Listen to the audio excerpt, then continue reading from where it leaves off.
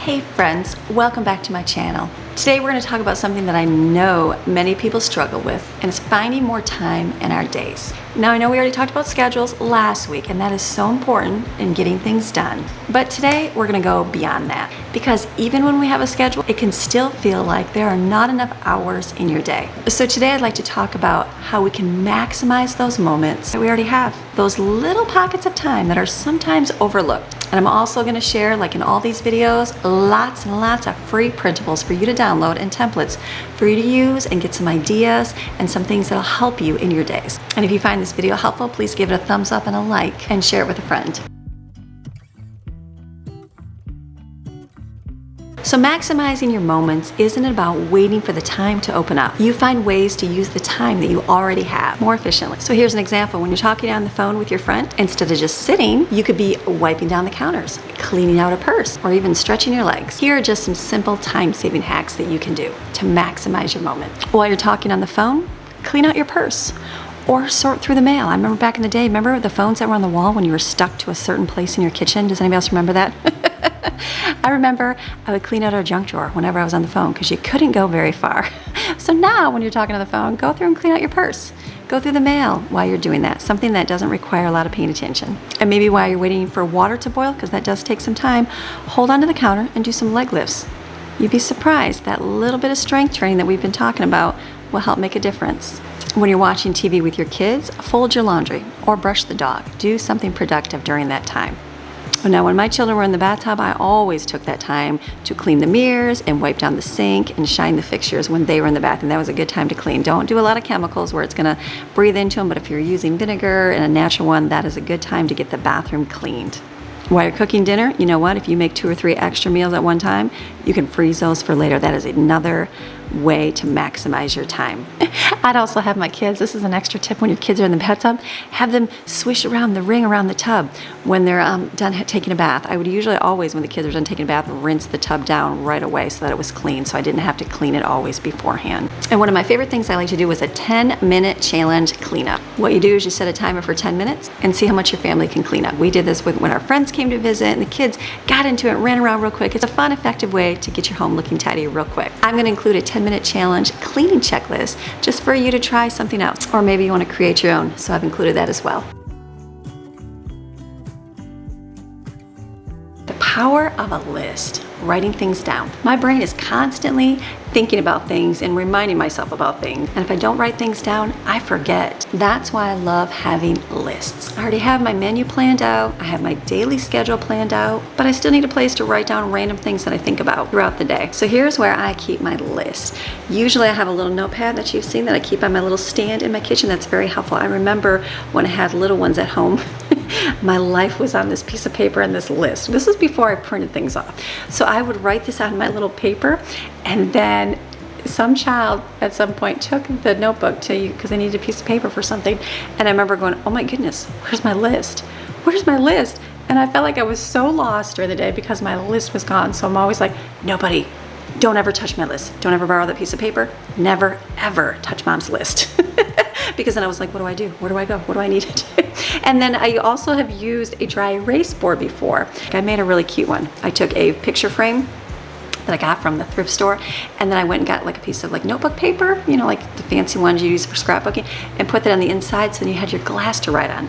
And then I also took, and on that notebook paper, on that paper, the scrapbooking paper, I printed off different sections, like whatever it was, menu, food ideas, things to remember for the day, book ideas. There was just multiple things that I constantly wrote down on my little notes of paper, and I had a little section, so then I stuck that board on my wall.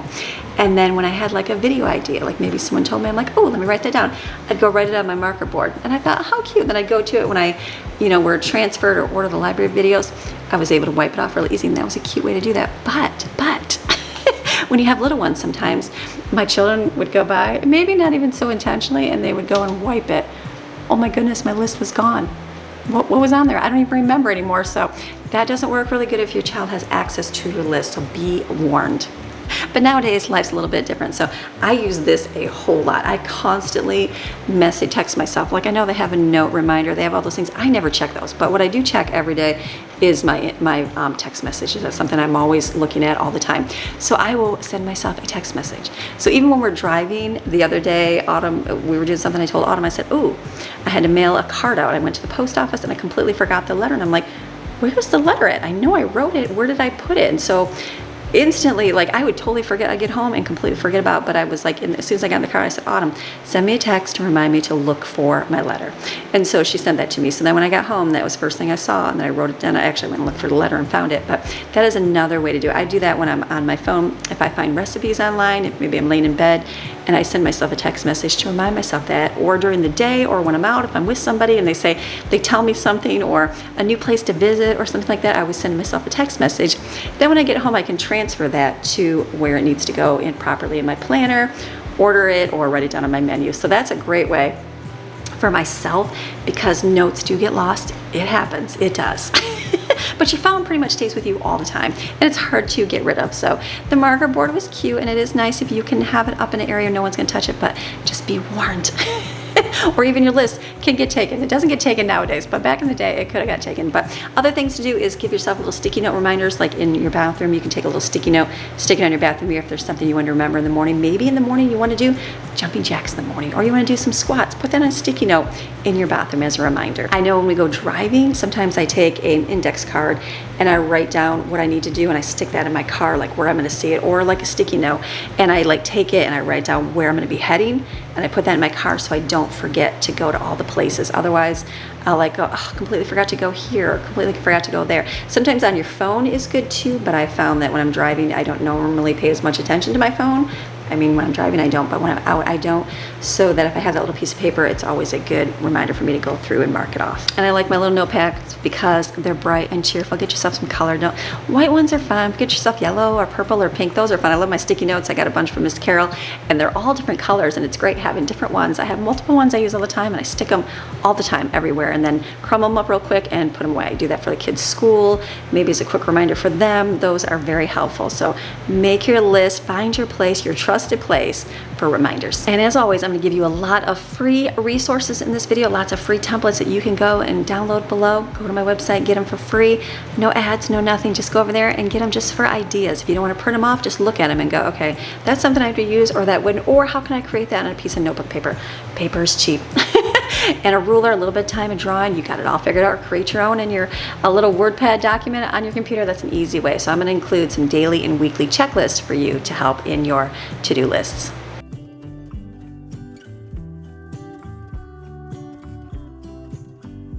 Have you ever planned a big task and realized, oh, I completely forgot such and such an item?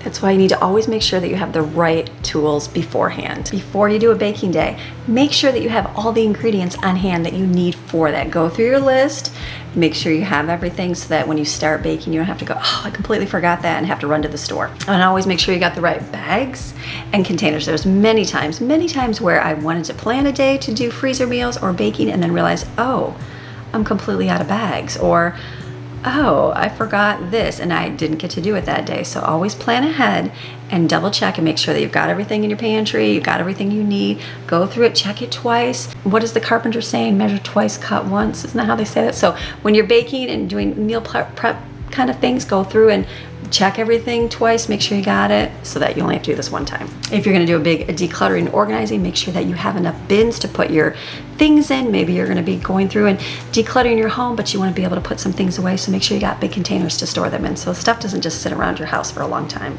And if you're gonna be doing a cleaning, make sure you have all the supplies you need, like paper towels, magic erasers, cleaners, all those things to do a good job cleaning. Planning ahead saves so much time and so much frustration.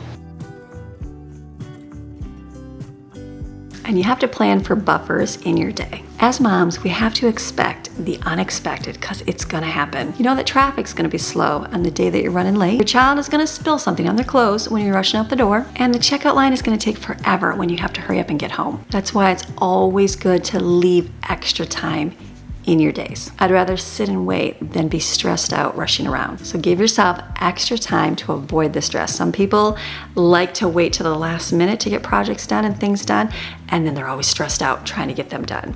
And for me, I like to plan ahead. If I know I'm gonna have a big task to do, I like to do it in small increments so that it's not an overwhelming thing to do when I need to get it accomplished. So plan ahead and go, okay, what do I need to do? Break it up. Like our Tuesdays, how we're gonna go through and declutter our house. That's a lot to take on. If I say, declutter your home, and you're like, okay, how do I start? But if we break it up into slow chunks, like we're going kind of slow. Slow, maybe fast for some. I'm not saying that in a bad way. But there was times when I could do it in a week, right? But we're gonna break it up so that by the end of the year, you're gonna have your whole house gone through. That's what I'm talking about, breaking it up. If you wanna do it all in a week, go ahead. Whatever you can do in your days.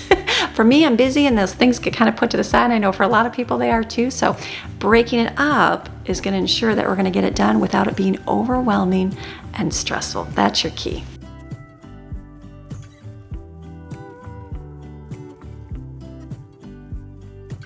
One last thing to help maximize the moments in your day is having a family calendar. This might look different for everybody.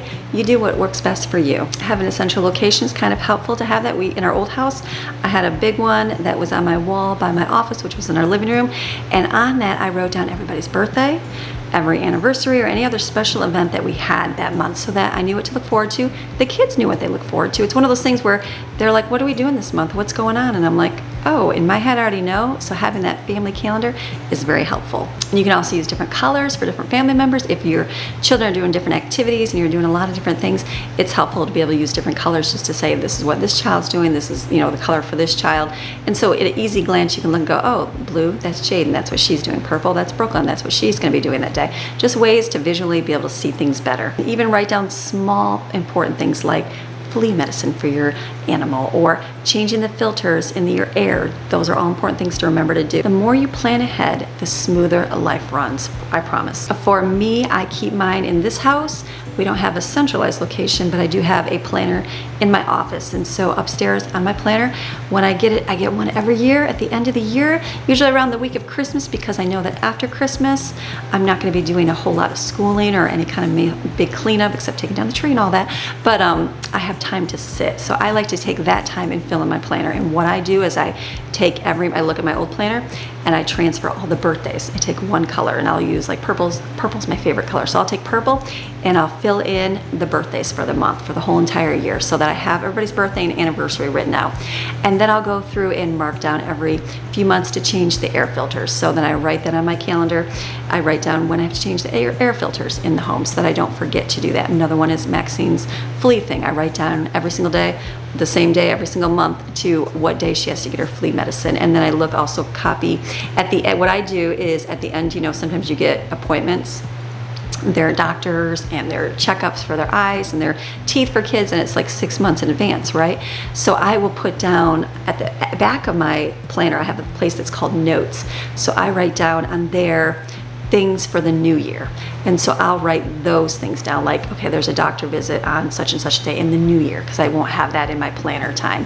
Or I'll put down, if we have homeschool things, I'll mark that down in there so I can transfer that over. So that way, everything gets transferred and you don't really have to think. I know this year I completely forgot to do Maxine's flea medicine, and then the end of the month kind of came and I was like, wait a minute, did I write down her flea medicine and when to do it? And so I was like, I completely forgot to transfer that. So transferring that over was very helpful. And also one year, I didn't do it so much this year, but the last few years I did different colors. So I would write down, like I put it on the main, like when you have a planner and you have like the main calendar where it's got every single day of the month on there, right? So I'd write down birthdays on there. I wouldn't necessarily put flea medicine and stuff on there.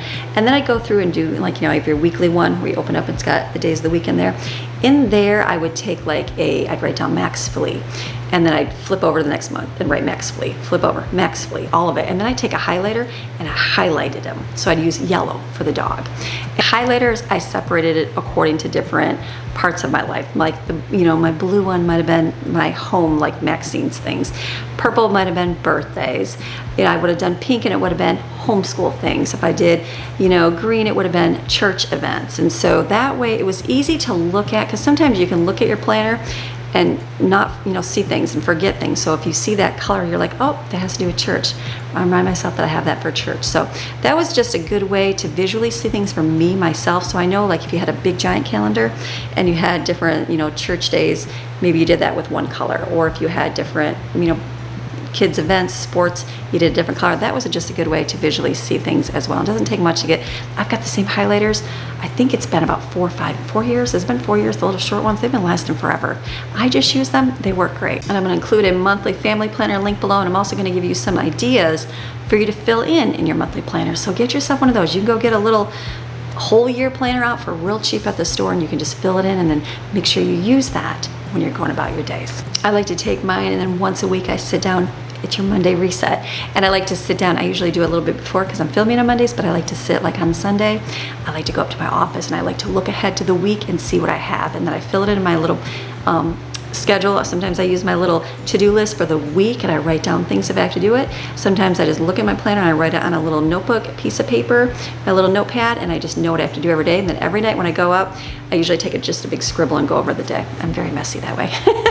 So after today, I'm going to take and scribble off Thursday because I know that everything's been done and I don't have to transfer anything to the next day. So however that works for you and your home.